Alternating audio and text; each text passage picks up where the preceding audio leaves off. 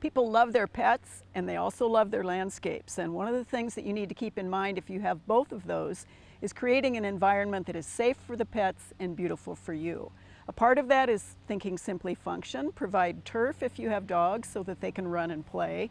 If you're going to mulch your landscape plants, as you should, do not use cocoa bean mulch because it can be toxic to dogs in particular.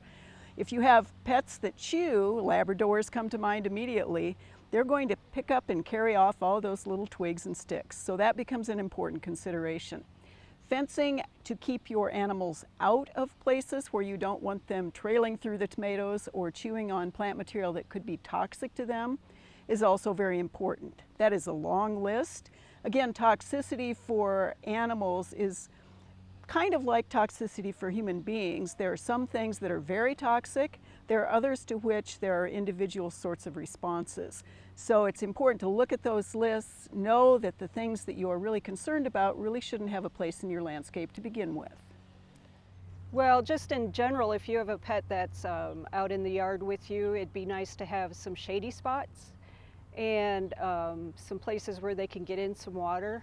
The dogs cool off a lot better if they can get a little bit wet.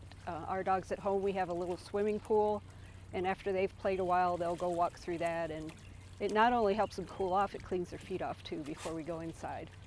If you can get fencing that's, as long as the holes in the fence are small enough, I would say in general most pets aren't going to be curious enough that they're going to try to take down a fence to get into the garden. There are a lot of insecticides and other things we put on our yards and on our trees, and I would recommend that if you are spraying or taking care of that yourself, very carefully read the label.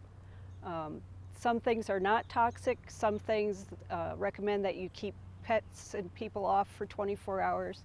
Just be sure to read that and verify.